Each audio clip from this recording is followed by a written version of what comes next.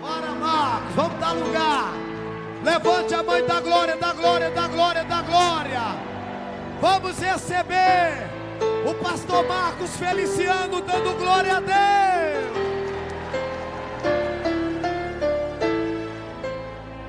Glória a Deus. Cumprimento os irmãos com a paz do Senhor.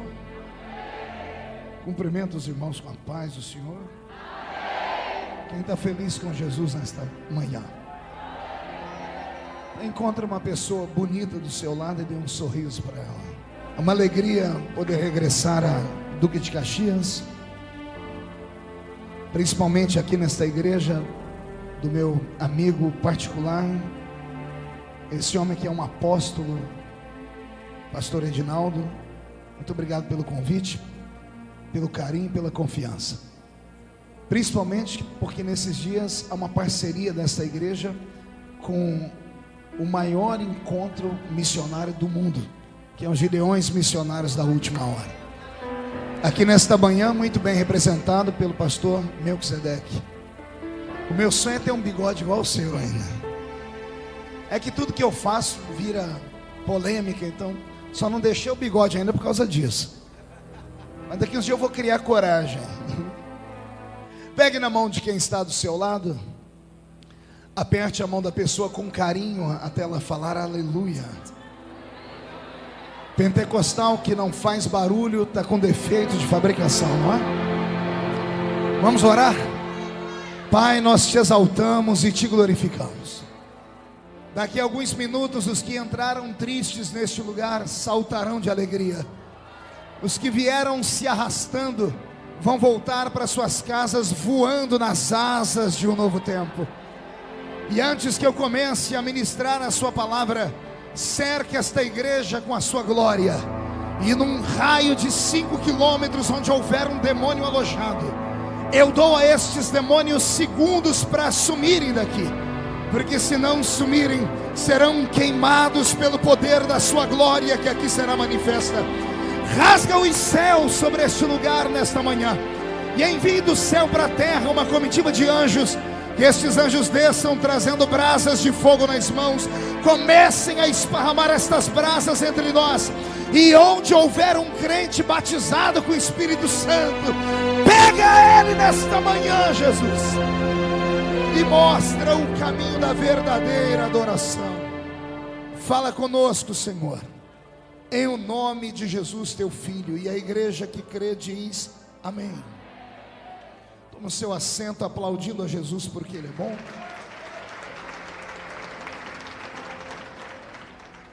Livro do profeta Isaías, capítulo 6, versículo de número 8. Quem encontrou, diga amém.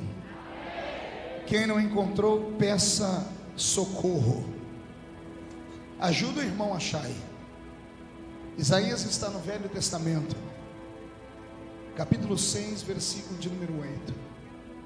Está escrito assim: e depois disso ouvi a voz do Senhor que dizia: a quem enviarei? E quem há de ir por nós? E então disse eu: eis-me aqui, envia-me a mim. E a igreja diz amém? Amém. Eu vou ler de novo. Depois disso ouvi a voz do Senhor que dizia: a quem enviarei? E quem há de ir por nós? E então disse eu: eis-me aqui, envia-me a mim. Pai, fala conosco nesta manhã missionária, e na medida em que eu estiver testemunhando, o seu Espírito tem liberdade para despertar missionários e missionárias aqui neste lugar. Move as águas de Duque de Caxias, para que no término desta campanha missionária, Duque de Caxias seja um polo de avivamento missionário para a nação brasileira e para o mundo. E a igreja que está presente concorda dizendo amém? Amém. Uma linda salva de palmas a Jesus, por favor.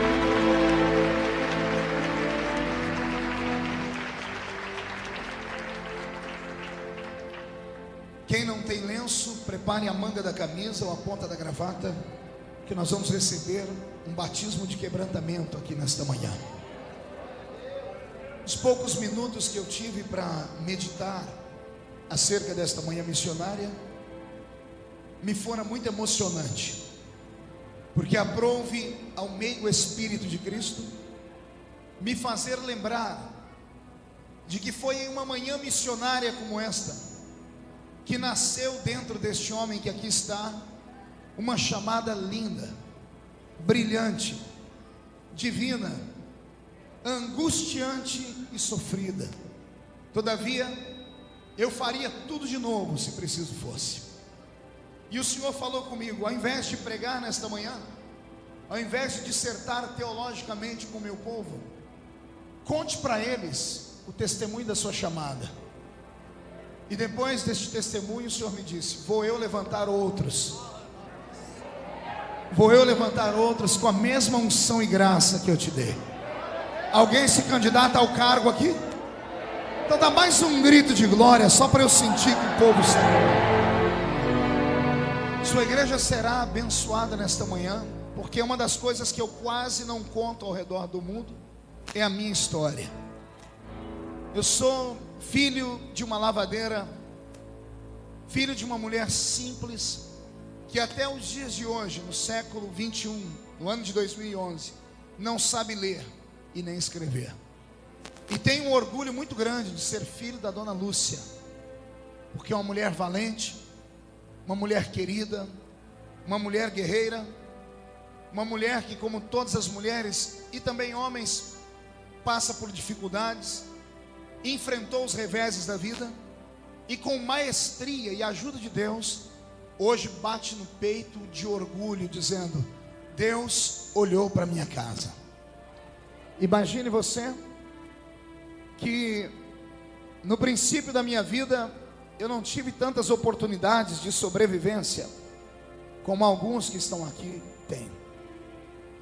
Minha mãe solteira, grávida na idade de 17 anos, grávida de um homem casado, grávida de um homem conhecido na sociedade, recebeu dele a seguinte ordem: tire o menino, porque se ele sobreviver, o meu casamento vai ruir e acabar. E ela, por força da pressão dos seus dias, por ser uma mulher sozinha, que foi encontrada na rua pedindo esmola para comer, e quem a amparou foi o senhor José Antônio Novo, conhecido como Zico, que era meu pai, respeitou e tentou abortar-me. Mas quem é que pode matar aquele que Deus quer que viva? Quem é que pode falar não quando Deus diz sim? Quem é que pode empurrar a mão de Deus para trás quando Deus diz: eu vou estender a mão para abençoar? Quem? Ninguém. Nasci 8 meses dentro de uma estufa, porque essa cabeça aqui tinha vários buracos feitos pela agulha de tricô da dona Lúcia, que tentou me abortar. Com dificuldade sobrevivi. Cresci numa família pobre, numa casinha de 2 cômodos, onde nós dividimos 2 cômodos com 12 pessoas. Pense numa luta e numa prova. Na minha casa, panela e pinico era um problema.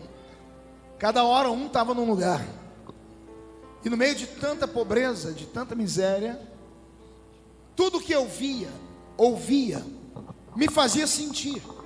E eu acabei crescendo revoltado com a vida, porque não havia nada pior do que chegar na escola e na hora das brigas de crianças, ao invés de alguém me chamar de gordo, de feio, de pobre, me chamavam de filho de mãe solteira. Numa época em que ser filho de mãe solteira era uma vergonha, porque hoje tem a tal da gravidez independente, que a elite adotou. A primeira do país a fazer isso publicamente foi a senhora Xuxa Meneghel, e tornou-se uma marca.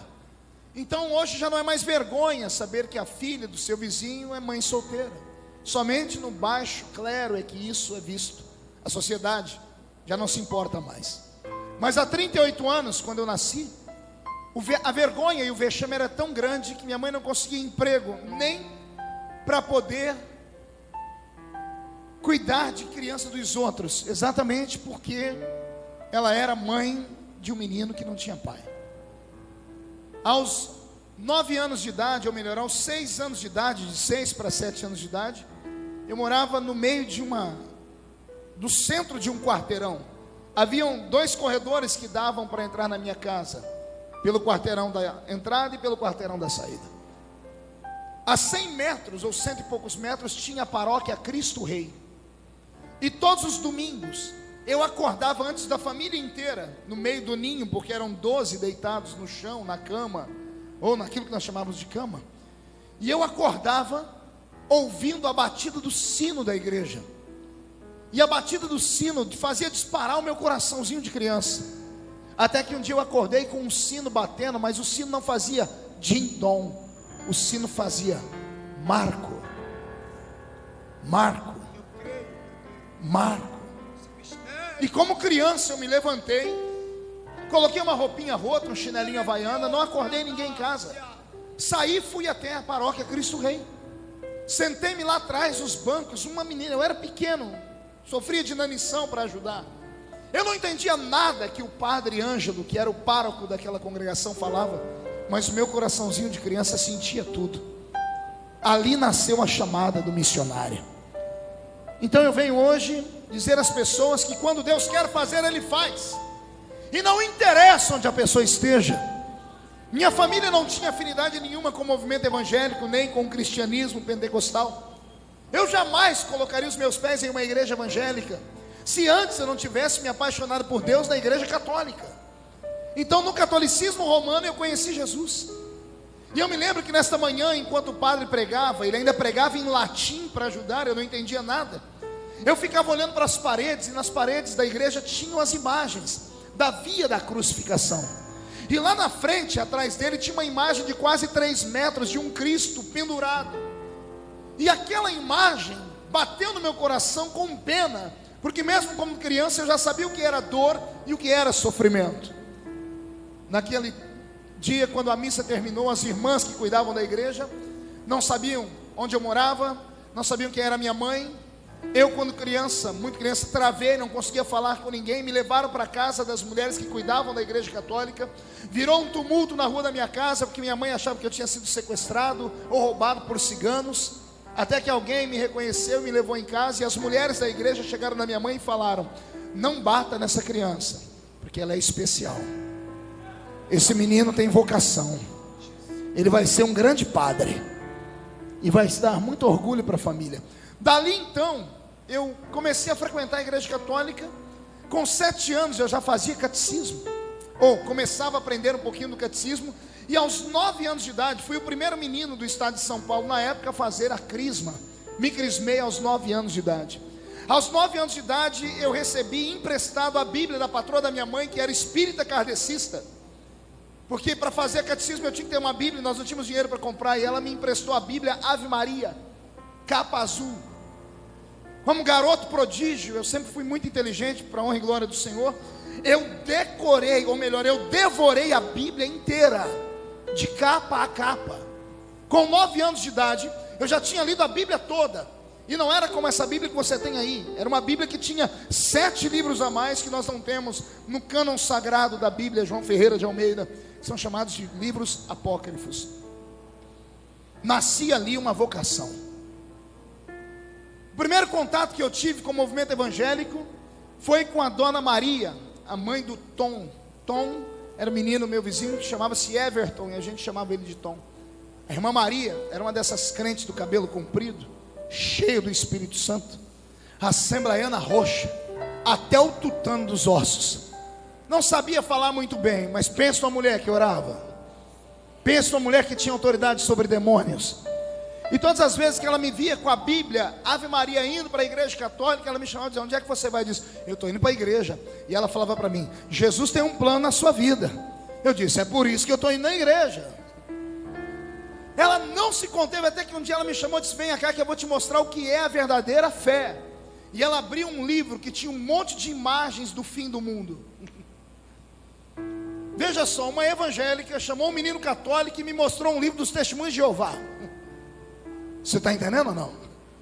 Uma irmã evangélica chama um menino que está indo para ser coroinha dos padres e mostra para ele um livro dos testemunhos de Jeová. Porque aqueles livros dos testemunhos de Jeová de antigamente mostravam o fim do mundo, mostravam as pessoas caindo dos prédios, o mundo pegando fogo. Era a linguagem dela, porque ela não conseguia me convencer de outra forma. Então ela disse: se você não se converter dos seus pecados e não parar de adorar aquela imagem daquele Deus que está pregado na cruz até hoje, você vai para o inferno. Isso me fez, durante várias missas, terminar a missa, eu ir lá e ficar olhando para a imagem daquele Cristo, com muito receio. Um dia eu toquei nos pés dele e tirei, e quando eu toquei nos pés dele estava cheio de poeira. E eu comecei a imaginar com a minha mente de criança: que Deus é esse que fica empoeirado na parede? Não, você não entendeu, eu vou repetir. Que Deus é esse que fica empoeirado em cima da parede? Comecei a pensar, faz 2 anos que eu venho na missa, faz 2 anos que ele está pregado naquela parede, ele nunca saiu dali para nada. Oh, Jesus começou a trabalhar no meu coração, igreja. Até que um dia, com 13 anos de idade, me levaram a uma igreja evangélica. E eu sentei do lado de um menino que chamava Márcio, ainda se chama Márcio. Um menino só tinha 2 dentes na boca, o zagueiro e o atacante. Mas quando eu sentei perto dele, porque quem me levou era o Ronaldo, que tocava trompete, ele tinha que ir lá para a banda, ele me deixou aqui atrás ao lado do Márcio. E eu não entendia nada que aquele pregador pregava. Quem pregava naquele dia era o presbítero irmão Jonas. E o irmão Jonas pregava e levantava a perna e dava gritos, e eu não entendia nada do que ele falava. Mas cada coisa que ele falava subia um arrepio na minha coluna, que eu não entendia nada. E eu olhava para o Márcio olhava para mim e falava umas coisas esquisitas. Naquele dia, antes de eu ir para frente e aceitar Jesus, eu perguntei para ele: Márcio, a sua mãe trabalha com floricultura? E ele: não, por quê? Sua mãe é jardineira? Não, por quê? É que toda hora você fica falando samambaia, samambaia. O que é essa samambaia? Não era samambaia, eram as línguas estranhas que ele falava. E eu falava para ele: cada vez que você fala samambaia, me arrepia todo o corpo. Que samambaia que é essa, Márcio? E ele sorrindo diz assim: isso é o poder do Espírito Santo.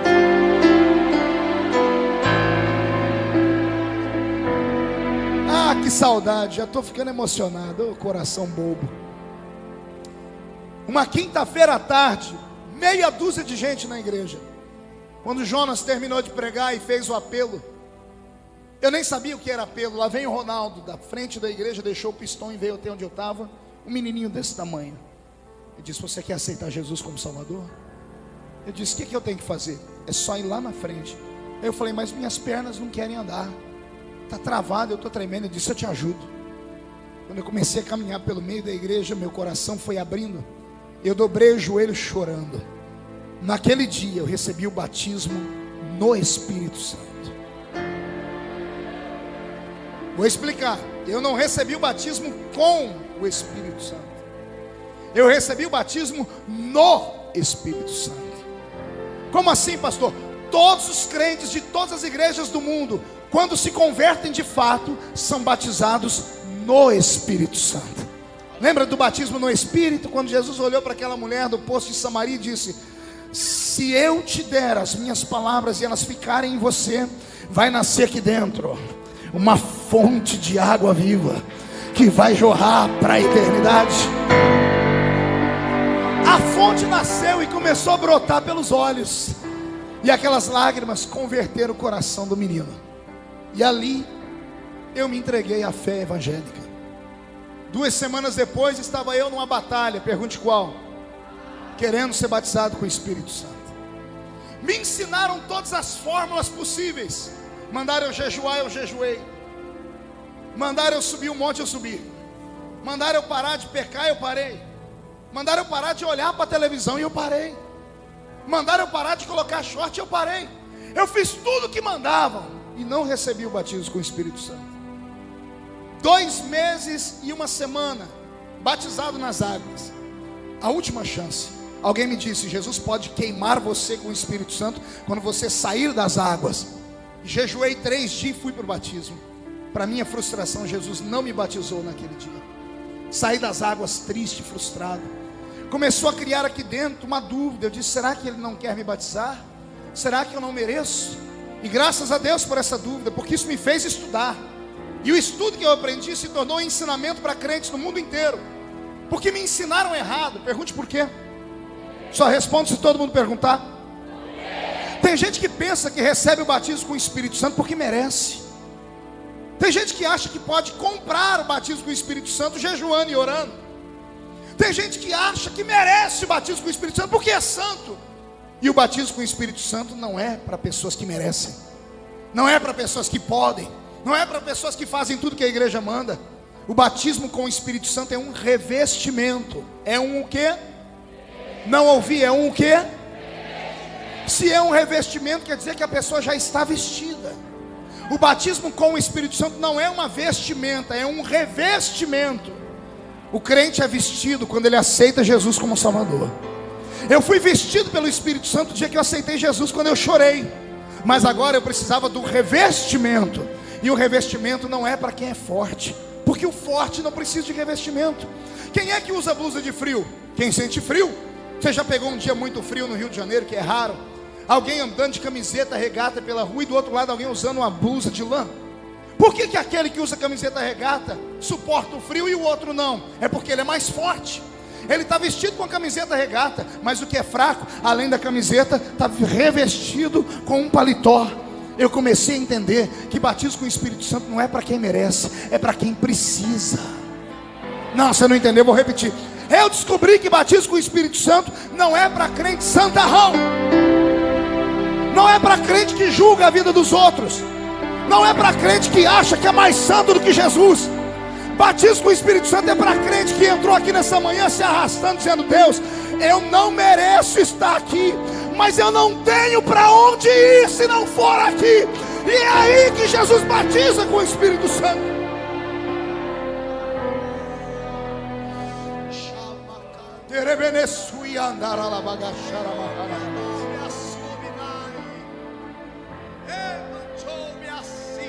Recebi o batismo com o Espírito Santo num dia que eu não esperava. O batismo de 3 meses seguinte. Estou eu na igreja, sentado na galeria, saudoso pastor Luiz pregando, de Capinópolis, Goiás. Ele pregou a mensagem toda muito linda, mas não mexeu aqui dentro. Aí ele começa a fazer o apelo, e as almas começam a ir para frente. E cada vez que uma alma aceitava Jesus como Salvador, meu coração sacudia. Comecei a tremer e a sentir uma coisa que eu nunca tinha sentido na vida: as almas aceitando Jesus, no apelo. Então eu toquei num amigo meu que estava do meu lado, chamava Betinho, ou Roberto, chamamos ele de Betinho. Disse: Betinho, vamos embora daqui. O Betinho me olhou com o olho arregalado e começou a gritar. Eu falei: o que foi? Ele começou a gritar e pular. Eu disse: o que está acontecendo? Ele começou: irmão, Jesus batizou ele com o Espírito Santo. Eu, na minha mente, estava falando em português, mas ele me ouvia falar em línguas estranhas. Eu fui batizado com o Espírito Santo de uma maneira inusitada. Eu nem sabia que estava falando em línguas. Naquele dia Jesus me queimou com o selo da chamada missionária. Ele me batizou com o Espírito Santo quando almas se entregavam para Jesus. Não foi no grito áspero do pregador, era Deus apontando como seria o ministério que Ele tinha para a minha vida. Comecei a pregar no meio da rua, e desde os 14 anos até os dias de hoje, aos 38, todas as memórias que eu tenho nesta cabeça estão alienadas a eu estar com um microfone como esse na mão, ou a um microfone ligado a uma caixinha de som. Às vezes o microfone ligado numa caixa de som, ligado numa bateria de carro, porque não tínhamos energia. Às vezes usando um megafone, que muitas das crianças nem sabem o que é isso. Colocamos na boca e pregamos. E às vezes eu pregava com o pulmão aberto no meio da rua. Por isso, mesmo sendo pequeno, a minha voz virou uma voz de trovão. E ainda dá para deixá-la mais grossa ainda. Foi por isso, de tanto pregar, meu pulmão se expandiu. Aprendi a pregar no meio da rua. E agora vem a parte mais linda, pergunte qual. Descobri um texto na Bíblia que moveu a minha alma. Marcos 16 e 15. Ide por todo o mundo e pregai o evangelho a toda criatura. Quando esse texto entrou na minha alma, eu falei: Deus, eu quero ir para o mundo inteiro. Só que eu nem sabia que o mundo era tão grande. Criado numa vila chamada Vila Tatu, com 16 anos de idade, Roberto, eu nunca tinha saído de Orlândia, onde você conhece. Aos 16 anos de idade e meio, eu fui a Sales Oliveira, que é uma cidade de 5 quilômetros do nosso lado, e eu achei que era a maior viagem da minha vida. Mas desde então eu comecei a orar e dizer: Senhor, eu quero pregar no mundo inteiro. Quero pregar no mundo inteiro. Vale aqui um conselho àqueles que sonham em ser pregadores. Talvez tenha sido por isso que Deus cumpriu o meu pedido, porque o meu pedido era um pedido de criança, era um pedido desprovido de malícia. Eu não estava pedindo para ser um pregador de renome nos Gideões, eu não estava pedindo para dormir nos grandes hotéis, eu não estava pedindo para andar de avião, nem para ganhar ofertas, nem para ter meu nome na mídia. Eu estava dizendo com o coração aberto: Papai do céu, me usa como pregador, eu quero ser um pregador. E a chamada foi crescendo dentro do meu peito. Um dia, como ninguém me dava oportunidade para pregar na minha igreja, porque eu passava vergonha. Imagine você que a primeira vez que eu subi num púlpito para pregar, o pastor me avisou um dia antes, eu não dormi a noite inteira procurando um texto. Subi no púlpito com o dedo no meio da Bíblia, num domingo de manhã como este aqui. Foi a primeira vez que eu subi num púlpito. Pastor José do Amparo, na cidade de Morro Agudo. Só que quando eu cheguei no púlpito, eu senti uma glória tão grande, um temor, que a minha mão tremia. Quando eu coloquei a Bíblia, escapou o dedo. Foi: Jesus, agora eu estou frito. Não tinha índice, eu não tinha colocado papel. Falei: Senhor, para não passar mais vergonha, seja o que o Senhor quiser, e abri a Bíblia. Caiu nas bem-aventuranças. E quando eu li: bem-aventurados pobres de espírito, porque eles verão a Deus. Quando eu comecei a ver aquilo, eu disse: Deus, eu me apaixono pelo Senhor. Desci do púlpito humilhado naquele dia. Eu botei no meu coração: nunca mais prego, porque eu passei vergonha. Eu vi meus amigos rirem num canto, mas conforme eu ia descendo, o pastor José do Amparo, na época eu pensei que ele falava só para não me deixar triste, mas ele falou pelo Espírito. Eu desci a escadaria do púlpito, ele disse: Deus vai usar esse menino um dia, porque ele tem chamada para ser um pregador da palavra. Tornei-me um menino diferente. Não aceitava piadas, não aceitava ir para a sorveteria bater papo. Não me lembro de ir a um shopping, não me lembro de ir a um cinema, não me lembro de ir a um campo de jogar bola, não me lembro de sair com os meus amigos para passear, ir para azarar uma menina ou flertar com uma garota. Todas as memórias que eu tenho da minha infância estão alienadas, eu pregando a palavra, ou eu de joelhos orando, ou eu buscando a presença de Deus. Meu apelido então tornou-se fanático, santarrão. Me tornei o famoso espalha-rodinhas. O que é um espalha-rodinhas? O grupo de jovens estava reunido, e quando eu chegava, um a um ia saindo, até que eu me via sozinho. Ninguém queria ser meu amigo, porque eles diziam que eu só sabia falar de Deus e de Bíblia, que eu estava louco, fanático, beato de igreja, desequilibrado. Como eu não tinha amigos, eu comecei a ir para as madrugadas buscar a Deus na igreja. Fiz amizade com um irmão que era diácono na época, hoje é o vice-presidente da igreja que eu presido, pastor Valdeci Otávio. E disse: Senhor, me empresta a chave para eu orar na igreja de sábado para domingo, porque eu não tenho amigos. Uma vez, orando e chorando muito, eu dobrei o meu joelho no púlpito e disse: Deus, por que eu não posso ser um homem comum? Por que eu não posso ter a alegria que os meus amigos têm de passear? Por que eu não sinto prazer em tomar sorvete, em ir para um shopping, em jogar bola? Por que eu não posso ser como eles? E chorava. E o Senhor naquela madrugada falou comigo: você não pode ser como eles hoje, porque eles nunca vão poder ser como você amanhã. Não, você não entendeu, eu vou repetir. O Senhor disse: assim como hoje você não pode ser como eles, amanhã eles não poderão ser como você. E eu falei: Senhor, por quê? Qual o motivo? E o Senhor me disse: porque eu te separei no ventre da sua mãe. A obra que eu vou fazer através da sua vida vai marcar um tempo, uma geração inteira. Onde você não for, a sua história irá. E um tempo de milagres chegou sobre a minha vida. Quem acredita que Deus pode repetir essa história nesta noite? Então vai aqui alguns conselhos para aqueles que vieram esta manhã missionária. Busque primeiro o reino de Deus. Vou repetir: busque primeiro o reino de Deus, com toda a sua justiça, porque as demais coisas serão acrescentadas. Segundo, não olhe para a sua falibilidade. Também não olhe para a sua cultura de conhecimentos. Não olhe para a sua posição social. Não olhe para a pobreza da sua família. Não olhe para o vazio de Cristo dentro da sua casa, porque de repente você é só você na fé. Se você tem uma chamada, Se você tem um desejo, sonhe com ele, lute por ele, deseje ele. Não olhe as circunstâncias, não olhe A, não olhe B. Não olhe esses coveiros de igreja que depois de 30, 40 anos na fé não alcançaram os sonhos deles e não querem que você alcance o seu. Acredite que tem alguém lá em cima, cujos olhos são como chama de fogo, que quando olha para baixo encontra um homem e uma mulher com coragem de se entregar, ele se levanta e diz: eu tenho coragem de te aceitar. Se você tem uma vocação divina nesta manhã, rasgue a sua alma, grite, se jogue no chão, mas deixa Deus trabalhar.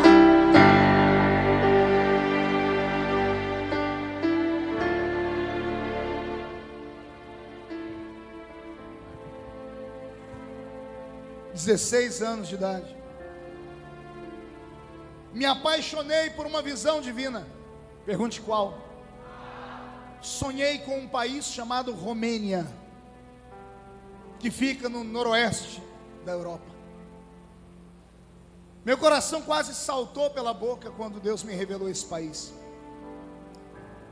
Trabalhava com o Telex na época. Telex é o tataravô da internet. Descobri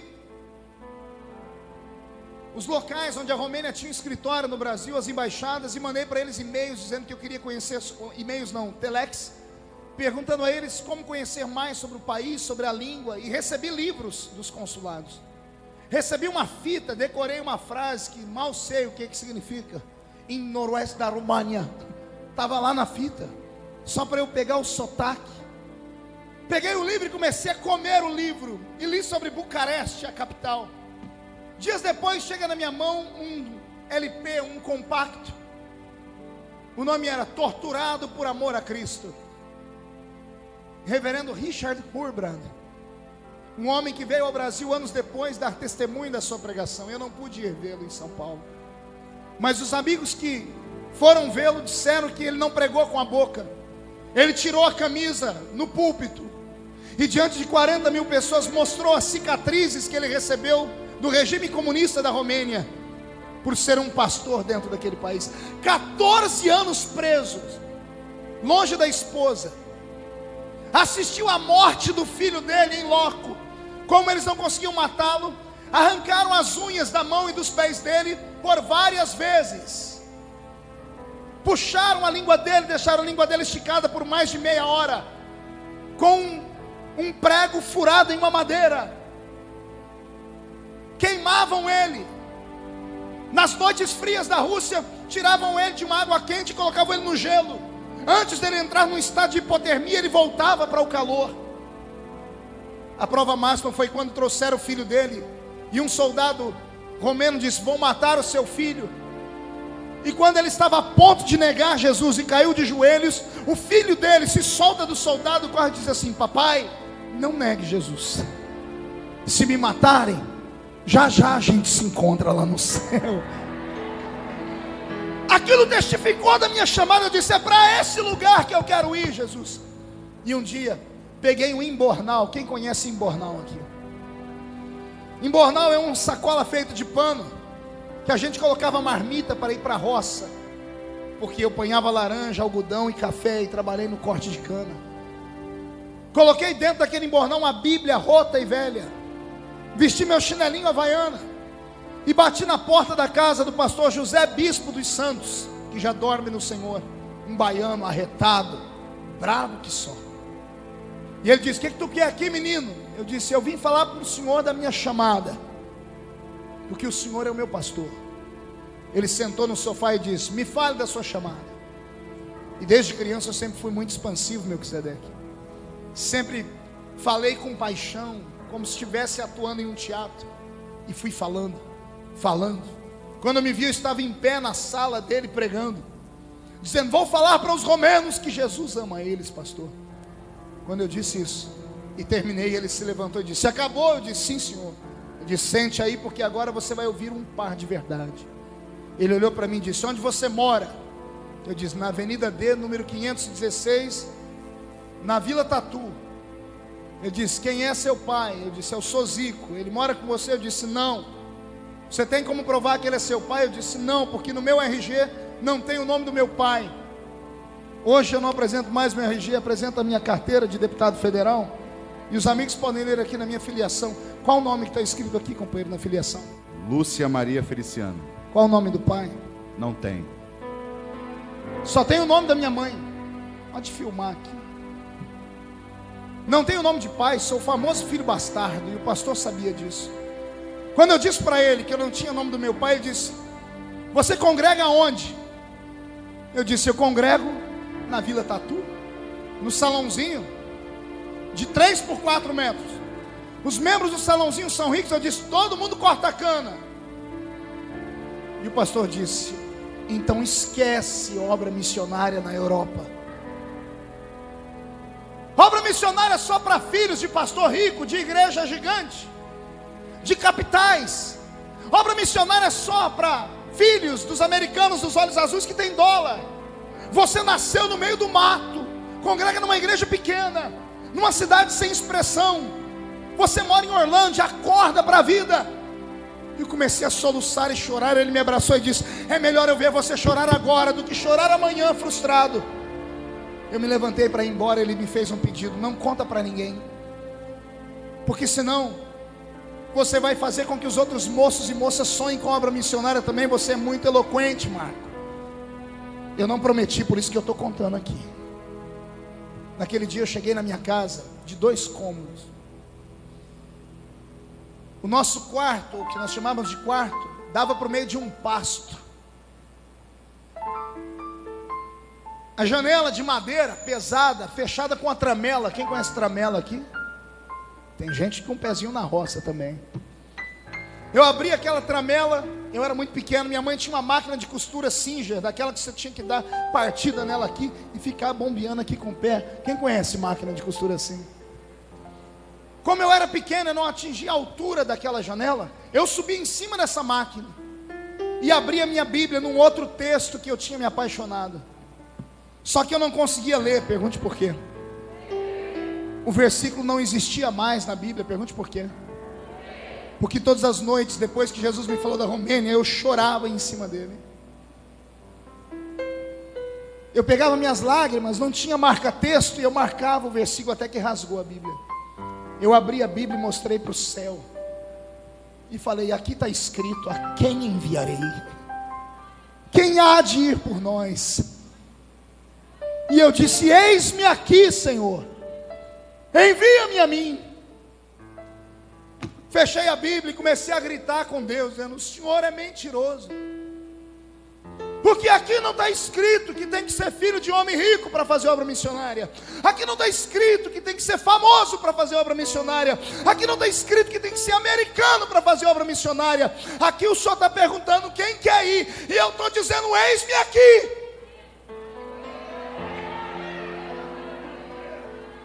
O que eu vou falar agora é só para crente cheio do Espírito Santo.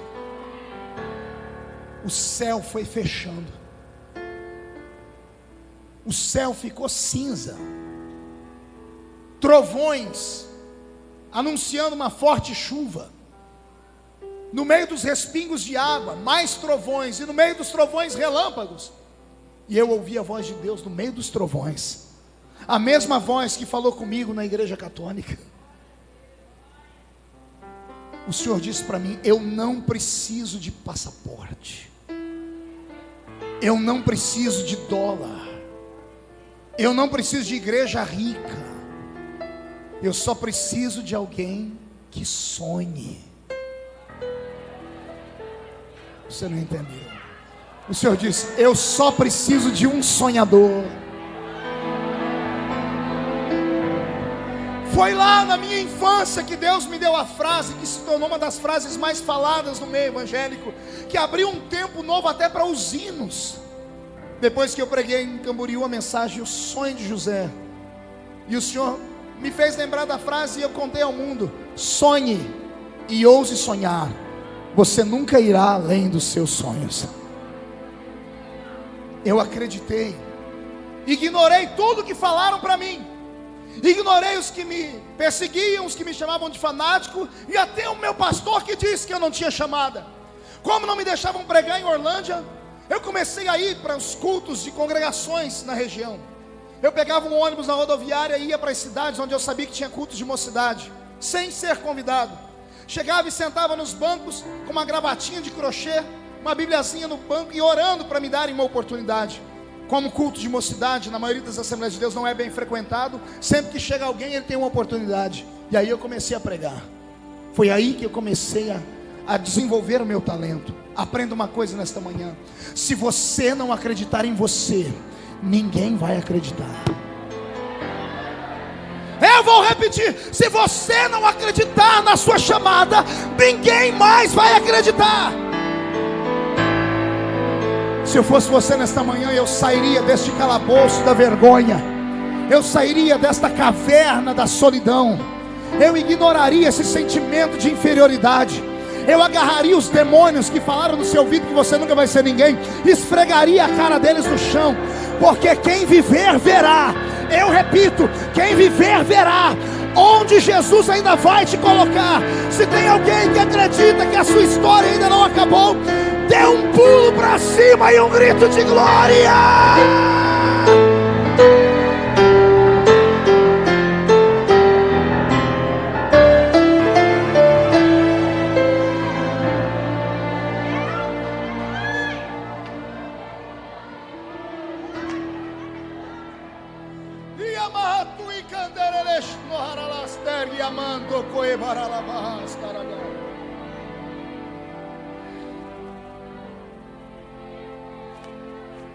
Fui consagrado ao diaconato logo após o casamento.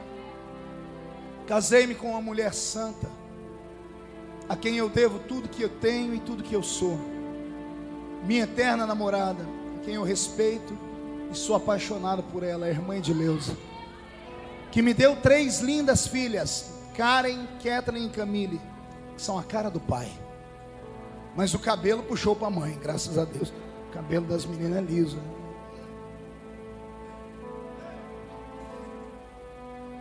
Tô falando devagarinho porque eu tô contendo as lágrimas. É muito lindo lembrar tudo que Deus fez. É muito lindo. Logo que fui consagrado ao diaconato da igreja, a nossa igreja passou por um tumulto, um escândalo. O escândalo foi violento demais. De 400 membros, ficamos com 10 crentes. Escândalos sexuais, morais, de ordem financeira. Em 3 meses a nossa igreja passou por pelo menos 10 escândalos consecutivos. Do tipo, o tocador da igreja, um menino que cuidava da banda de música, foi preso porque tinha um tarado, um psicopata na cidade, que se exibia nu para as mulheres. A polícia fez um cerco e prendeu. Era o moço da igreja. O pai da única menina que tocava teclado na igreja, uma menininha que com 10 anos de idade tocava o teclado na igreja, foi denunciado pela filha. E a mãe foi à delegacia. Dos 8 aos 10 anos de idade, o pai violentava a própria menina. E era o homem mais santo que tinha na igreja.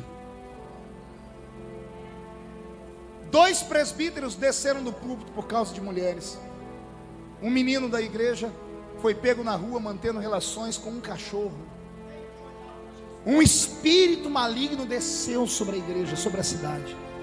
Hoje eu entendo que era o diabo tentando destruir a semente de uma chamada. O diabo não sabe do futuro, mas ele percebe o futuro. É um psicólogo. Quando você vê uma pessoa que é crente, tudo dá errado na vida dele, irmão, não desanime a pessoa, fale para ela, permaneça, vença pela perseverança. Porque tem pessoas aqui que não sabem o que Deus tem na vida deles, mas o diabo já percebeu o que é. Você não entendeu? Eu vou repetir. Tem gente aqui que não sabe porque sofre tanto, mas o diabo, porque conhece o homem desde que o primeiro homem esteve no mundo, sabe que toda pessoa que sofre demais é porque Deus quer dar a ele aquilo que não deu a ninguém. É por isso que Satanás faz de tudo para acabar com a sua família. É porque a sua chamada é grande. Eu repito, é grande. Eu repito, é grande. É grande, é grande. Pega essa palavra, é grande.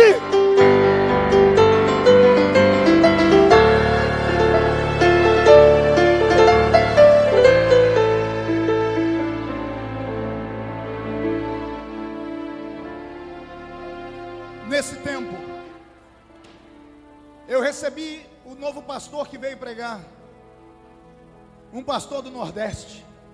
Marcou uma reunião com os obreiros que sobraram, e ele disse: quem de vocês é pregador aqui? E todos apontaram para mim. E ele disse: você vai pregar hoje, é o primeiro culto que eu estou aqui, era um domingo. Eu disse: vou não. Eu disse: vai sim. Eu disse: não vou. Por que não vai? Porque ninguém mais vem na igreja. A igreja está triste, está dando vergonha de falar que a gente é dessa igreja, só escândalo. Ele olhou para mim com autoridade, mas usou um linguajar do Nordeste que tu entende. Ele apontou o dedo no meu nariz e disse: você é um homem ou você é um saquinho de pipoca? Eu falei: que coisa é essa? Eu sou homem. Ele disse: então prove, vem pregar hoje à noite. Eu disse: pois eu vou pregar hoje à noite. Mas eu saí da igreja, irmão, cuspindo fogo. Eu entrei na minha casa, olhei para minha esposa, a gente morava numa casinha de 3 cômodos nessa época. Eu disse: você se esconde naquele quarto e só sai quando eu mandar, porque eu vou brigar com Deus aqui nessa tarde. Eu coloquei um toca-fita cassetes, coloquei uma música do cantor Vitorino Silva, que é aqui carioca. Enquanto o pastor Vitorino cantava, eu dobrei meu joelho e disse: Deus, eu nunca fui sozinho para o púlpito, mas hoje eu preciso de um sinal. A minha oração não durou 5 minutos. Do encosto do sofá onde eu estava com a testa, veio um vento quente e forte, que bateu na minha testa e me jogou para trás. Eu caí no centro da pequena sala, debaixo da mesinha que tinha. Eu tentava abrir o olho, mas era como se uma lâmpada tivesse explodido nos meus olhos. Eu não conseguia abrir o olho de tanta claridade. Eu comecei a tremer, eu senti temor. Eu disse: Deus, não me mata. A voz do Senhor, que já havia falado comigo outras vezes dentro daquela sala, disse: não é morte, hoje eu te dou um ministério de fogo para as nações. Eu não fui ungido por homens. Talvez seja esta a diferença entre eu e outros grandes obreiros do país. Talvez seja por isso que eu sou chamado de rebelde, porque eu não obedeço ninguém, porque eu não obedeço nada de igreja, porque eu coloco uma pulseira, porque eu estico meu cabelo.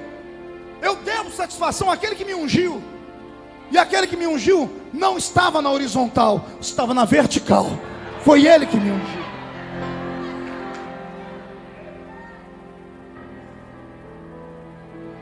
Comecei a pregar. Naquela noite no culto, eu recebi uma unção tão grande. Quando o pastor disse: Marco Feliciano pregando, eu abri a Bíblia e li João 3:8. O vento sopra onde quer. Fechei a Bíblia e disse: eu estava na minha casa hoje. A igreja de pé estava. Quando Deus soprou dentro da minha casa, quando eu disse isso, da porta da entrada da igreja até o púlpito, as pessoas começaram a cair no chão. Dezenas de homens e mulheres caíram. Eu não soprei, não joguei paletó. Virou um tumulto na igreja, porque naquela noite as pessoas que não vinham à igreja foram atraídas para vir ao culto, para ver o pastor pregar novo, o pastor novo pregar. Mas fui eu que preguei. O culto acabou 1 da manhã, cura divina, batismo com o Espírito Santo. O pastor me arrebatou e disse: quarta-feira que vem avise na cidade, o Marco vai estar pregando lá na Avenida N, que era uma congregação. Na quarta-feira a igreja estava entupida de gente pela janela. Eu abri a Bíblia de novo e falei: o vento assopra onde quer. E acabou o culto de novo. Os crentes eram jogados nas paredes, eram jogados pelo chão. Começaram a me convidar e eu fui pregar em Poços de Caldas, o primeiro congresso que eu preguei. Naquela noite, enquanto eu pregava, uma palavra simples, que eu pregava e não acontecia nada. Só acontecia as coisas quando eu parava de pregar. Era uma coisa, eu achava que era pregador. Por isso que até hoje eu digo que eu não sou pregador, eu sou um contador de histórias. No meio da mensagem, eu senti o meu braço direito endurecer e crescer. Eu pensei que eu estava tendo um infarto. Eu parei de pregar no meio da pregação. Eu fiquei olhando para minha mão, porque estava inchada, eu enxergava ela grande. Quando eu virei para a igreja assim a mão, as pessoas sentadas começaram a cair para o chão. Eu me assustei, fui virar para falar para os pastores que eu não fiz nada. Quando eu fiz assim, caiu a bancada de pastores inteira. Eu não conhecia unção, nova unção, Benihim, não sabia o que era isso. Eu morava no meio do mato. E Jesus naquele dia me deu um talento diferente. E hoje, com dor no coração, eu venho aqui publicamente. Está sendo gravada essa mensagem. Está ali o diretor do meu programa, o Wellington, está sendo gravado isso. O Brasil todo vai ouvir. E eu me arrependo. Eu parei para ouvir a religião. Me chamaram para uma reunião convencional de obreiros e falaram para mim: você está trazendo inovações para a igreja. começa um outro problema na minha vida. Pergunte qual? Eu começo a crescer profissionalmente. Crescendo profissionalmente, eu não quero mais aceitar a chamada. Não quero mais aceitar na obra missionária. Quero ser um pregador de fim de semana. Trabalhava de segunda a sexta, ganhava um bom salário e pregava de sábado e domingo. Eu descobri o que é ser um Jonas. Trabalhava numa financeira que representava o Banco Crefsul. Alguém lembra do Banco Crefsul aqui? Um dos maiores bancos mundiais. Não tem como quebrar aquele banco. Pelo menos a gente pensava que não. Pois lá na minha cidade o banco faliu, da noite para o dia. Quando o banco faliu, eu não acreditei. Eu estava orando: Senhor, me abre uma porta de emprego. O Senhor me disse: Jonas, ou aceita a minha vontade, ou todo barco que você entrar, eu vou afundar. E as pessoas vão pagar o preço por culpa sua. Saí dali e fui trabalhar numa fábrica de vela. Uma fábrica nova na cidade. O dono da fábrica que me chamou foi na minha casa me buscar, disse: você tem potencial, tem conhecimento. Com pouca idade eu gerenciava uma fábrica com mais de 60 funcionários, vendedores. Eu sabia tudo sobre vela de acender. Olha o que o diabo fez comigo. Eu fui ser vendedor de vela de macumba. 40 toneladas de vela por mês a nossa fábrica fazia.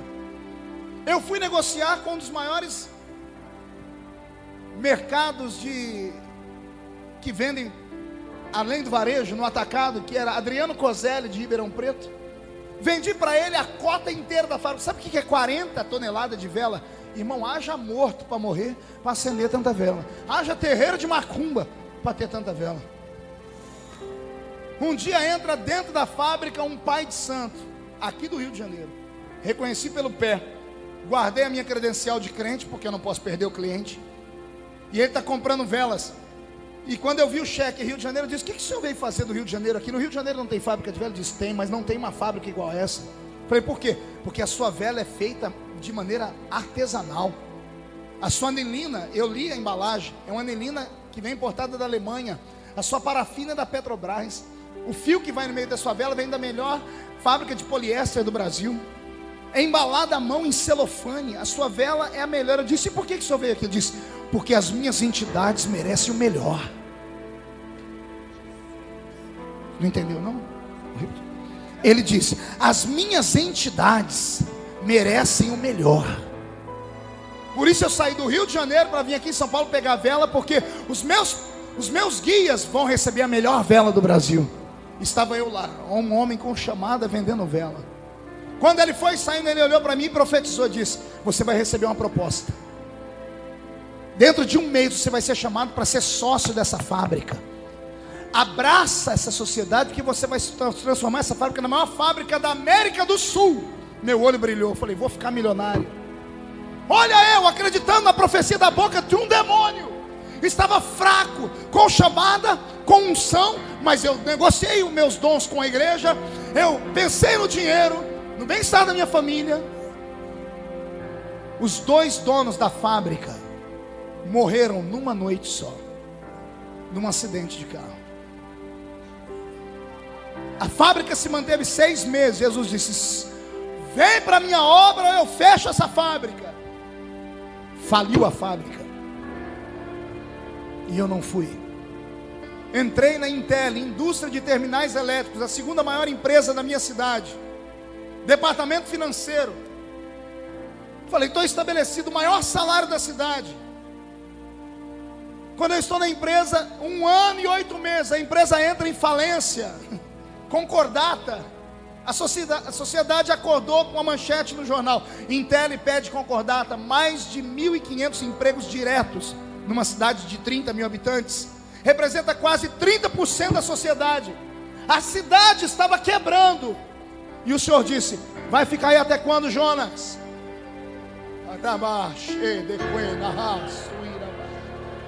Falei com a minha esposa e ela disse: vai, pede as contas. Ela sabia que eu não tinha coragem. Ensaiei 2 meses. Eu dizia para ela todo dia: no almoço, eu vou pedir as contas. Ela disse: pode ir que eu estou com você. Um dia eu na minha mesa comecei a sentir nojo do trabalho. Ai, me subiu um arrepio agora. Não foi isso que você veio perguntando a Deus? Por que você sente nojo do seu trabalho? Não é isso que você vem perguntando. Por que você não consegue mais entrar no escritório, naquela empresa? Você sente um peixe fora d'água. É a sua chamada gritando.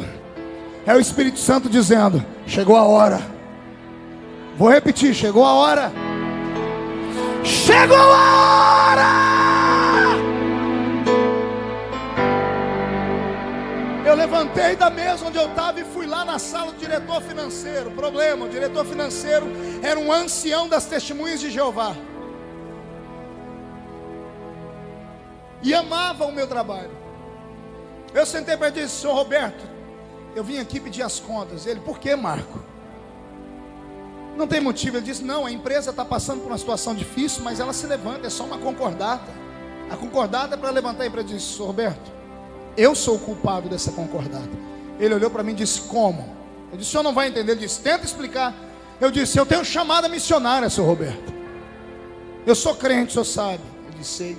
E Deus me chamou para fazer obra missionária. E ele disse que se eu ficar aqui vai fechar essa empresa, porque as outras 2 que eu trabalhei já fecharam. Eu esperava ouvir tudo, menos o que ele me falou. Ele abaixou a cabeça. Quando ele levantou, ele estava chorando.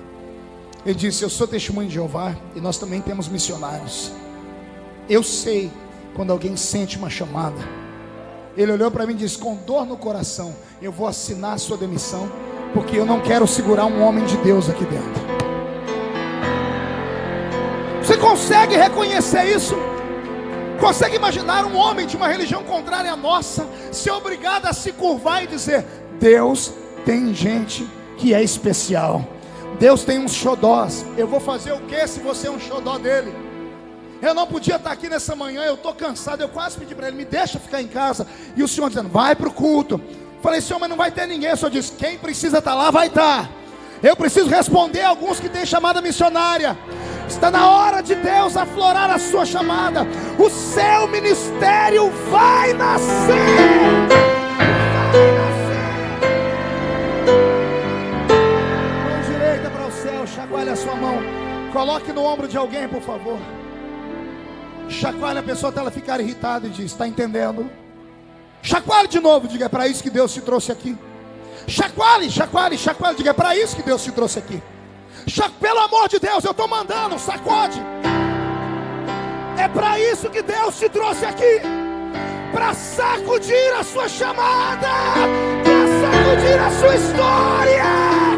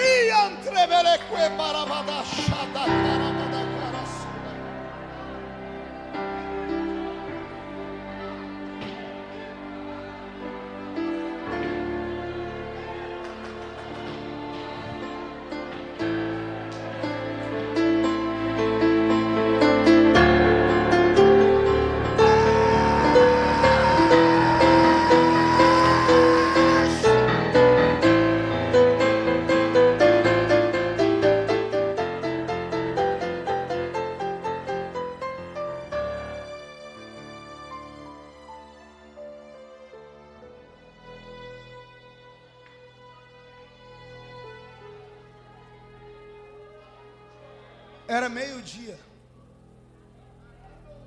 quando eu passei pela guarita e piquei o meu cartão pela última vez. Eu estava empolgado até o momento em que eu piquei o cartão. Quando eu me despedi do guarda da guarita, coloquei os pés fora da fábrica, um medo, Edinaldo, entrou aqui. Eu sentei no banco da minha brasilinha velha, fiquei desnorteado. Fiquei com medo de ir para casa e contar para minha esposa o que eu tinha feito. Ao invés de virar para a esquerda, porque eu morava num bairro chamado Gruta, eu virei para a direita e fui para o centro da cidade. Descendo uma avenida chamada Avenida 9, devagarinho, com a Brasilinha. Veio um moço de bicicleta e parou do meu lado, eu andando tão devagar. Ele olhou para mim e disse: Feliciano, o que você está fazendo aqui? Ele me viu aflito, eu disse: eu fiz uma loucura hoje. Ele disse: o quê? Eu pedi as contas da Intel. Ele falou: para quê? Por causa da minha chamada. Lembro como se fosse hoje. A imagem dele está nos meus olhos aqui. Ele em cima de uma bicicleta, ele abaixou a cabeça e começou a chorar. Ele olhou para mim e disse: eu queria ter a tua coragem, porque está escrito que quem deixa tudo por amor a Ele, nessa vida, recebe 100 vezes tanto, e na outra ainda recebe a vida eterna. Deus vai cuidar de você. Enoque, filho da irmã Sebastiana, que eu já contei algumas histórias dela. Hoje o Enoque é pastor de uma igreja batista. Entrei dentro da minha casa, Karen era bebê, estava se arrastando pelo chão. A mesinha simples com 2 pratos. Edileuza viu que eu mexia na comida e não comia. Ela disse: o que aconteceu, Marco? E eu não sabia como começar. Aí ela falou: é a história que você está sentindo hoje do trabalho? Eu disse: é. Ela disse: pede as contas. Aí eu disse: eu pedi. Ela: então pede as contas. Eu disse: você não ouviu? Eu disse: eu pedi. Ela parou de comer e disse: você fez o quê? Eu pedi. Ela: você está brincando? Eu disse: estou falando sério. Ela parou de comer, foi no chão e pegou a Karen e envolveu a Karen nos braços. E ela disse: e agora? Eu disse: agora Deus proverá. Deus proverá. 4 meses de angústia. Pergunte por quê. Fui para a reunião de obreiro do campo, anunciei que estava saindo para a obra da chamada da itinerância. O pastor que lá estava olhou para todos e disse: irmãos, o irmão Marco Feliciano agora está na itinerância. Os irmãos abram a porta das igrejas para ele ir pregar, porque ele já é pregador dos cultos de mocidade. Só que agora ele precisa de uma ajuda, uma oferta. Todo mundo disse amém. 4 meses sem nenhum telefonema. Ninguém me convidava nem para animar festinha de criança, nem para fazer velório. 4 meses, o seguro-desemprego foi embora. Edileuza olhou para mim uma bela manhã e disse: olha, a última canequinha de arroz foi embora. E eu disse para ela, se ela pedisse para o pai dela, eu me divorciava dela, porque meu sogro era rico na época. E ela, uma mulher de Deus, disse: eu não vou pedir para o meu pai, eu acredito em você. Naquela manhã eu saí com a Brasilinha velha e subi o meio do monte para orar. Eu acabei com uma árvore de tanto tapa que eu dei nela. A árvore não tinha nada a ver com isso, coitada. E eu falei: Deus, e agora? Eu comecei a pensar que tudo que eu tinha feito tinha sido emoção. Eu duvidei da minha chamada. Eu comecei a praguejar contra os profetas. Eu comecei a sentir nojo de mim. Eu disse: eu vou voltar e pedir emprego, porque minha filha vai passar fome. Deus não falou comigo naquele dia no monte.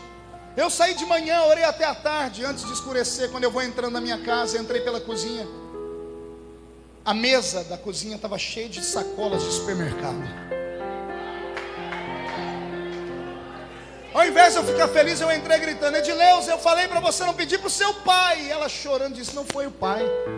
Eu falei: quem foi? Ela disse: a irmã Hélia. Quando ela disse a irmã Hélia, minha perna tremeu. Eu acho que o Edson entrevistou a irmã Hélia, né? Eu tenho num documentário.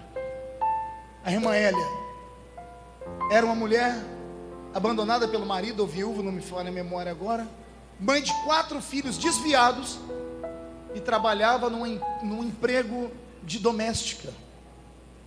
Ela disse que estava dentro do supermercado fazendo compra para a família dela, quando Jesus disse: Hélia, tudo que você está comprando, compra em dobro, num outro carrinho.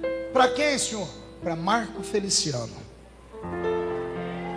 Palavras dela: Senhor, mas o Marco é genro do fazendeiro. O senhor disse: não discuta, compre para o Marco Feliciano. Senhor, eu não tenho dinheiro aqui, O Senhor disse: você tem dinheiro no banco, vai e tira da sua poupança e compra para ele. E ela fez, pastor Edinaldo. Uma mulher sozinha, mãe de 4 filhos, abasteceu a minha mesa. Eu caí de joelhos e disse: Deus, por quê? E o Senhor disse: para você saber que quem cuida de você sou eu. Quem tem chamada aqui nesta manhã, não desista. Deixa o vento soprar, mas não entrega os pontos. Deus às vezes fecha a boca e se cala, mas Ele nunca fecha os olhos. E os olhos de Deus estão te olhando nesta manhã missionária.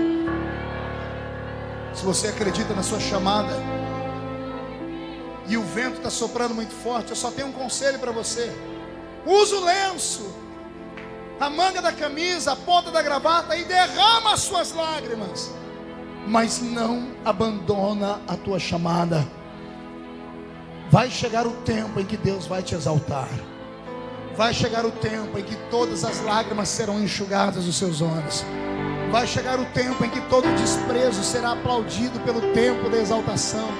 Eu não estou falando do que eu ouvi, eu estou falando do que eu vivi. Existe um Deus no céu que cuida daqueles que Ele chama.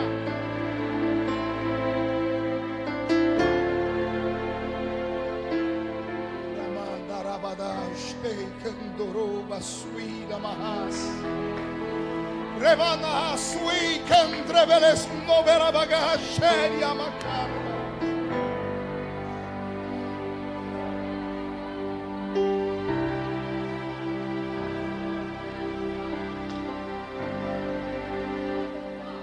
Nevenes tuia trevas nagarahai. Samanagabawe handeravas. A minha obra, eu, Deus, tenho os meus escolhido a dedo.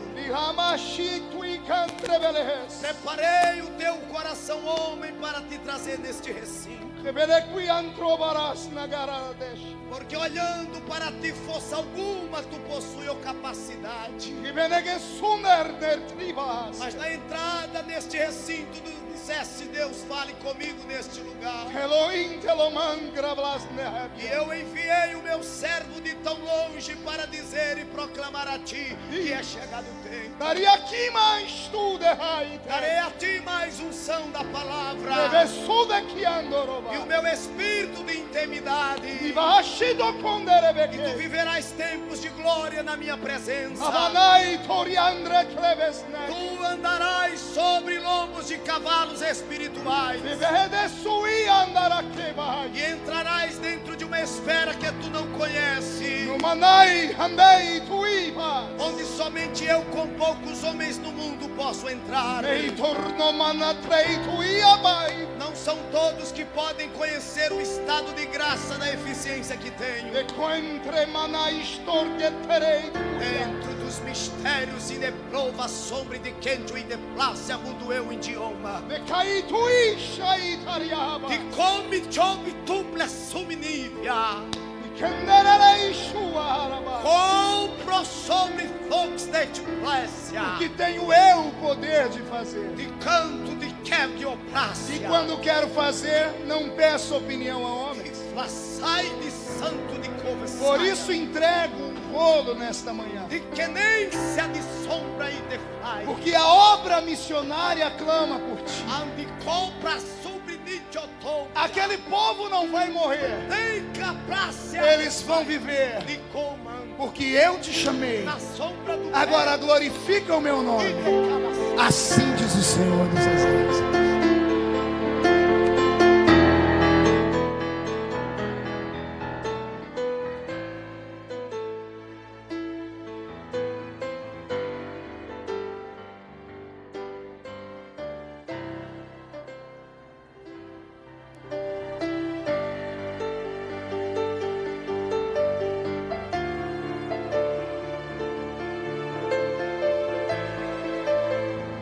Quem está sentindo Jesus aqui?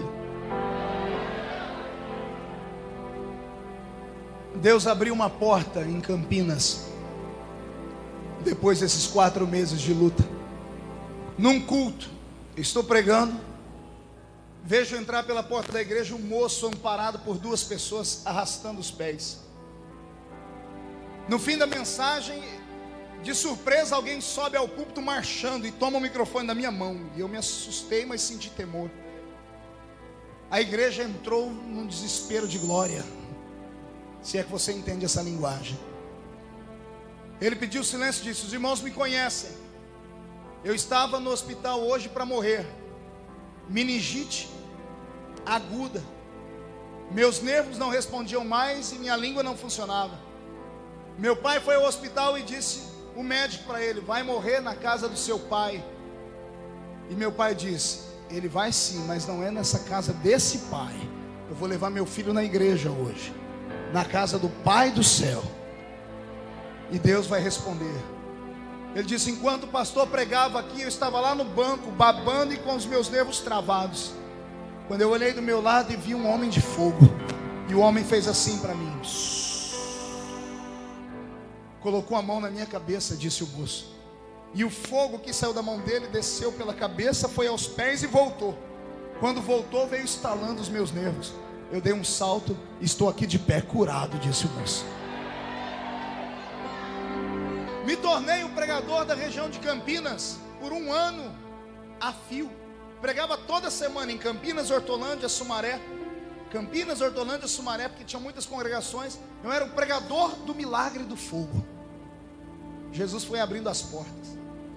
Recebi um convite de um homem que eu conheci em um dos cultos para ir a Uberlândia, Minas Gerais, ouvi-lo pregar. O mesmo pastor que profetizou para mim no congresso dos Gideões Missionários da Última Hora, Gregório Chartsuki, um gaúcho. Contei a minha história, ele disse: eu vou pregar em Uberlândia, quero você lá comigo. E eu fui com ele, e ele abriu uma oportunidade no culto para eu pregar no lugar dele. Quando eu terminei de pregar, veio uma irmã do círculo de oração de Uberlândia, colocou a mão na minha cabeça e disse: assim falo contigo, filho, dentro de um tempo, e metade de um tempo, vou abrir uma porta para ti, entra por ela, e eu vou cumprir o que eu te prometi. Não sabia interpretar, procurei o pastor novo que estava na minha igreja, disse: o que é um tempo à luz da Bíblia? Disse: 1 ano. E meio tempo? Meio ano. Ele disse: conte 1 ano e meio. Foi no carnaval de 1 ano isso. Carnaval do ano seguinte, 1 tempo. 6 meses depois, mês de agosto.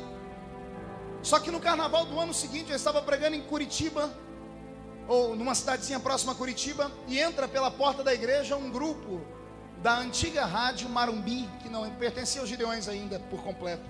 Entra Matheus Jensen, uma das maiores vozes musicais do Brasil. Matheus Jensen transmite o culto ao vivo para as cidades vizinhas. A cidade que eu estava pregando era uma cidade do interior do Paraná, Mauá da Serra. Na época tinha 3.000 habitantes a cidade. Quando eu cheguei naquela cidade, eu disse: Deus, eu nunca vou ser pregador de grandes congressos. Estava numa cidade de 3.000 habitantes. Só que quando eu pregava, eles transmitiam pela Rádio Marumbi. Os telefones da Rádio Marumbi começaram a truncar. As pessoas começaram a ligar. Quando o culto terminou, Matheus Jensen, com o celular na mão, me chamou e disse: a sua pregação foi transmitida ao vivo. E o Paraná inteiro perguntou onde é que eu tinha conseguido a pregação do pastor Mauro Ferreira. Qual o nome? Tem alguém aqui da velha guarda assembleiana? Mauro Ferreira era contemporâneo do pastor Idecaso Takayama, um dos maiores pregadores do Brasil. Morreu novo num acidente de carro. Eu tenho um disco dele pregando e me arrepia quando eu ponho o disco. É a minha voz, o mesmo jeito de pregar. A unção que estava sobre ele caiu sobre mim. Você crê em transferência de unção? Eu vou pedir para Deus te dar do que Ele me deu hoje, mas eu não vou morrer para isso. Deus vai te dar. Quem crê pega. Então pega. Dá um grito maior do que esse. Aí o Matheus Jensen disse assim: meus filhos vão entrar para a política, e eu preciso de você para me ajudar a fazer a campanha deles no estado do Paraná no mês de agosto. Quando falou política, me arrepiou todo, porque eu era fanático e achava que política era coisa do diabo. Eu disse para ele: ó, eu não vou falar nem que sim nem que não, eu vou orar. Eu entrei em oração com a minha esposa e ela falou assim: calma aí, aquela profecia? Falei: qual? Lá de Uberlândia. Falei, é mesmo, um tempo, metade de um tempo. Fui pegar a data, deu certinho no mês de agosto. Fazia um ano que eu havia recebido a profecia quando eu vi o Mateus me chamar. E ele me queria para o mês de agosto, 6 meses da frente. Abracei a campanha política. E ele me fez uma promessa: se os meus filhos ganharem, eu sou amigo do pastor Cisino e vou indicar você para pregar nos Gideões. Eu não acreditei. Para mim era promessa de político. Pior, os filhos dele não ganharam para política. No mês de novembro, meu telefone toca, irmão Mateus Jens. Feliciano? Sim. Meus filhos não ganharam, mas Deus me incomodou. Eu vou te apresentar para o pastor Cisino para você pregar no congresso no mês de abril. E eu me empolguei, e o pastor Cisino aceitou. Era quinta-feira à tarde, a primeira vez que eu fui pregar debaixo de uma tenda, não era nem no ginásio. Preparei uma mensagem numa Bíblia com 6 meses antes. Quando eu estava saindo do hotel para ir para o culto, a minha esposa colocou a Bíblia em cima da perna dela, ela usava saia na época, e colocou meu paletó por cima, num ônibus, indo de Balneário para Camboriú, um circular. Quando ela levantou, catou só o paletó e a Bíblia ficou no ônibus. Quando eu cheguei perto do culto, eu disse, cadê a Bíblia? Ela disse, perdi. Eu quase fiquei endemoniado. Eu disse, Jesus, o que eu ia pregar estava lá dentro, e agora?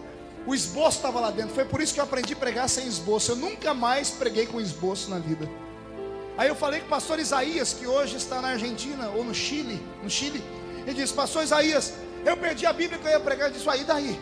E daí que o esboço estava lá. Ele foi andando no meio do pessoal, pegou uma Bíblia novinha, tirou do plástico e disse, quem tem chamada prega sem esboço. Tó.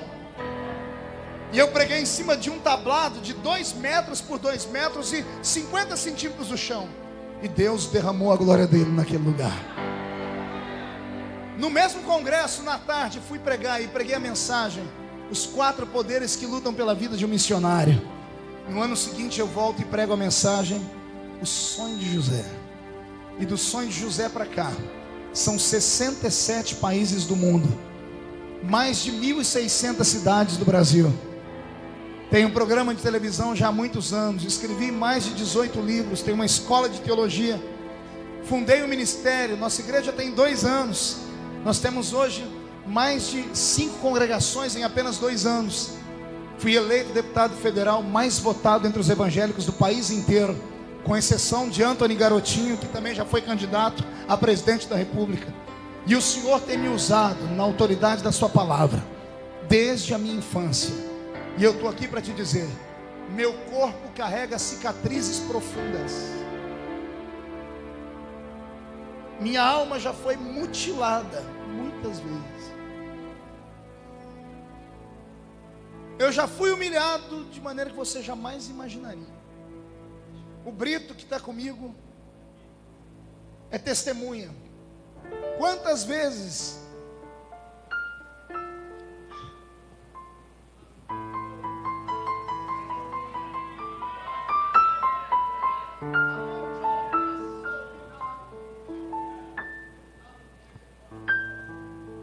a gente não tinha dinheiro para colocar gasolina no carro.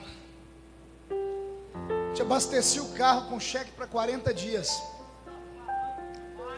E a gente saía sem rumo. E eu parava nas cidades, encontrava uma Assembleia de Deus e ficava na porta esperando o culto começar. Lembra, Brito? Pegava fitinha, tinha uma fitinha cassete branca e preta, e mandava para o púlpito. Quantas vezes pastores pegaram a fita e passavam um por um dos presbíteros e eles começavam a rir. O pastor levantava, vinha no pé do púlpito um lixo, ele abria o lixo e soltava a fita lá dentro. Ia por microfone e dizia: irmãos, temos uns vagabundos aí, gente que não quer trabalhar e quer viver de vender a mensagem. E ele dizia, e a Bíblia diz: de graça recebei, de graça dai. Dormimos na beira da pista, debaixo de árvores. Quantas vezes teve dia que eu falei: desisto. O peso da família viver solitária, o peso da família ter que muitas vezes não ter o suficiente para viver, mesmo sendo um grande pregador ou conhecido pelo menos. Me lembro uma vez indo para o Paraná, convidei minha esposa para ir. E ela disse: Marco, eu nunca te pedi nada nesses anos de casamento, mas eu não tenho lingerie. Eu fiquei com uma vergonha. Só quem é casado sabe a dor da sua esposa de falar: eu preciso de uma lingerie, você não tem dinheiro para comprar. É vergonhoso. E eu falei para ela: depois dessa viagem eu vou comprar. Fomos para Maringá, fiz um grande amigo lá, Dr. Almeri.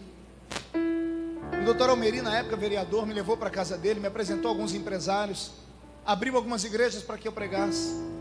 Quando terminamos, na hora de voltar para casa, no ônibus, ele do lado de fora pegou uma bala e falou: pastor, essa bala é para tua mulher, viu? Não é para o senhor não. E eu até brinquei com ele, falei: que ousadia é essa, rapaz? Eu disse: é para tua mulher. Ela pegou a bala, no meio do caminho, atravessando o estado do Paraná, ela lembrou da bala. Quando ela desembrulhou a bala, dentro tinha uma nota de R$50, amarradinha. Ela olhou para mim e disse: o que é isso? Eu falei: deve ser o dinheiro da lingerie.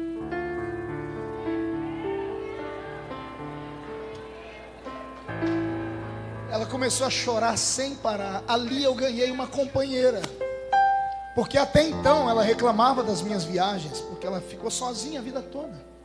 Desse dia em diante ela nunca mais me oprimiu. Chegou a reclamar, mas ela nunca impediu que eu fizesse a obra. Mas a surpresa maior estava por vir. Quando chegamos em casa, abrimos as malas, tinha um saquinho preto desses de lixo dentro da bolsa dela.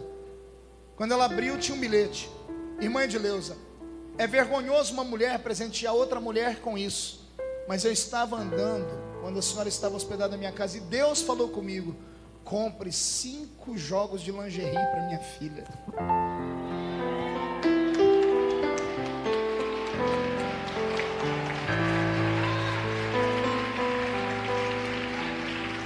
Para alguns pode não significar nada,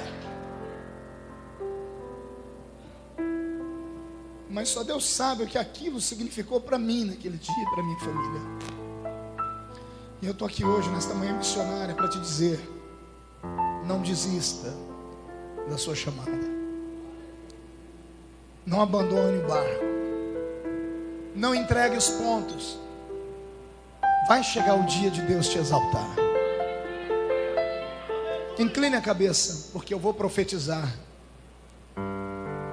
Vou profetizar com um poema. Assim diz o Senhor: quem te viu passar na prova e não te ajudou, quando ver você na bênção, vão se arrepender. Vão estar entre a plateia e você no palco. Vão olhar e ver Jesus brilhando em você. Quem sabe no seu pensamento você vai dizer: meu Deus, como vale a pena a gente ser fiel. Na verdade, a minha prova tinha um gosto amargo, mas a minha vitória hoje, ela tem sabor de mel.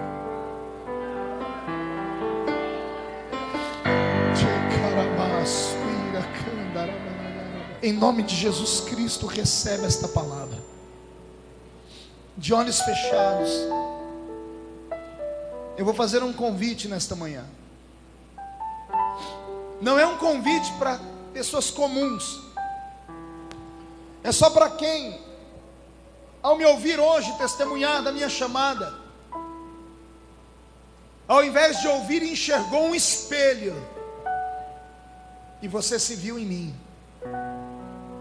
Eu vou fazer esse convite cantando junto com o Roberto, porque assim como Deus me chamou para ser pai de uma nação espiritual, Ele chama você nesta manhã também.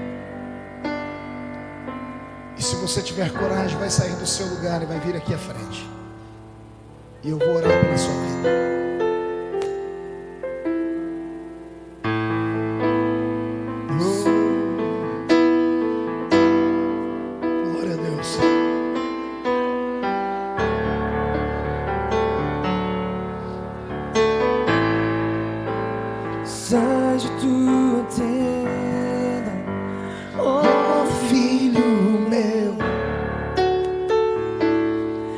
Mostrarei as estrelas estrelas do céu saem de sua tenda, ó filho meu, te mostrarei a areia do mar. Vem, será que podes contar? Cadê você, missionário? Será que podes imaginar tudo aquilo que eu sonhei para ti, filho meu? O que minhas mãos fizeram para ti, filho meu, minha bênção será sobre ti. Uma nova história Deus tem pra ti, um novo tempo Deus tem pra ti. Tudo aquilo que perdido foi, ouvirei de sua boca, te abençoarei.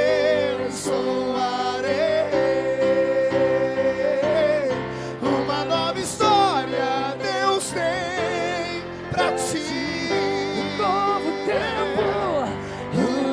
tempo Deus tem pra ti.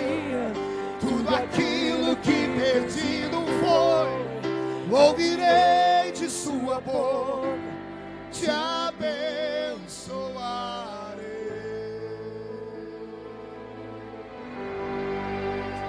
Eu vou te fazer um pedido agora. Os que vieram, traga as duas mãos ao redor do peito em forma de um abraço.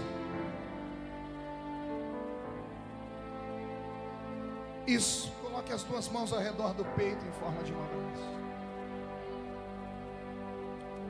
Meu Deus, meu Deus,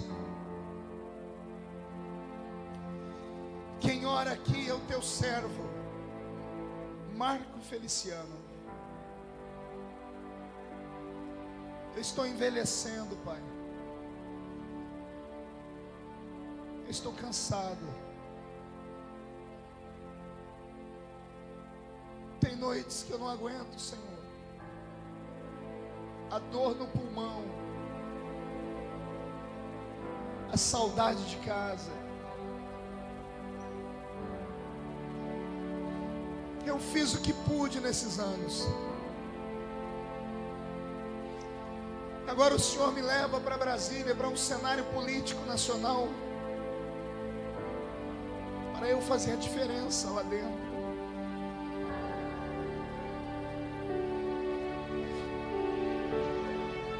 Doze dias por mês, Pai, eu vou estar ali trabalhando em função dessa igreja e pregando lá dentro. Mas durante 12 dias, Senhor, as agendas que eu atendia vão ficar vazias. Levanta o teu filho, levanta a tua filha, abre a agenda deles, destaca o nome deles, libera sobre eles nesta manhã, início desta tarde, uma unção de fogo, de glória. Marca a vida deles com um tempo de milagres.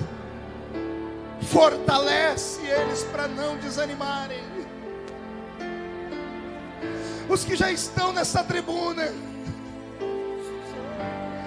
que estão passando pelo que eu passei, por calúnias, estão passando por perseguições. Fortalece os meus companheiros, Pai. Os que estão assistindo este programa de TV agora, os que estão assistindo esta pregação gravada em vídeo, arranca eles da caverna da depressão espiritual, Pai. Eles vão se levantar, vão comer da comida que o anjo vai servir a eles, e vão caminhar mais 40 dias e mais 40 noites na força desta palavra. Eu profetizo que o Senhor está levantando aqui uma geração de fogo. Recebe, recebe, recebe, recebe, recebe mais.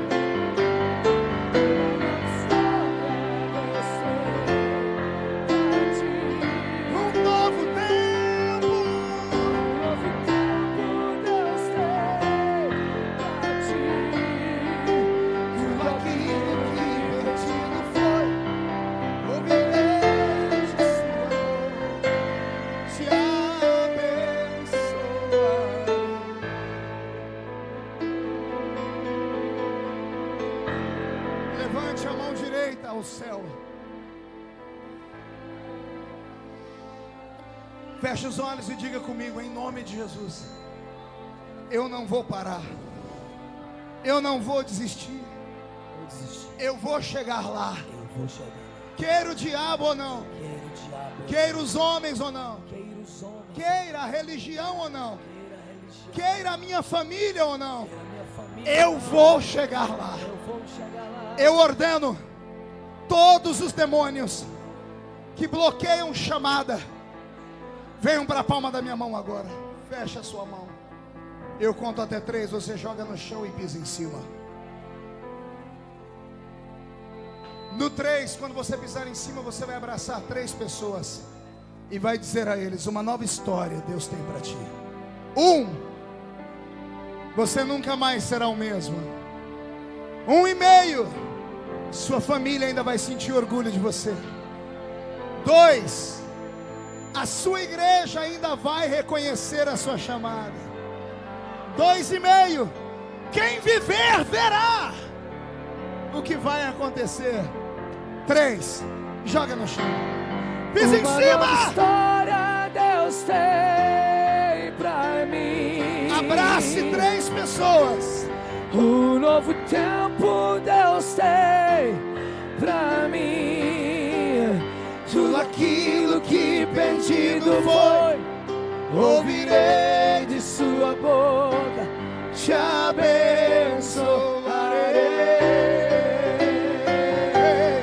Uma nova história Deus tem pra mim. Novo tempo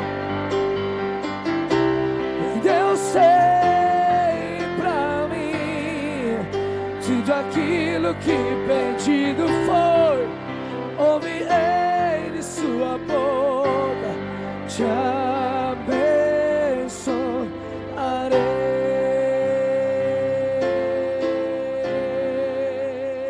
Quem pode aplaudir? Quem pode aplaudir e gritar? Quem pode aplaudir, gritar e dar um pulo para cima? Aleluia!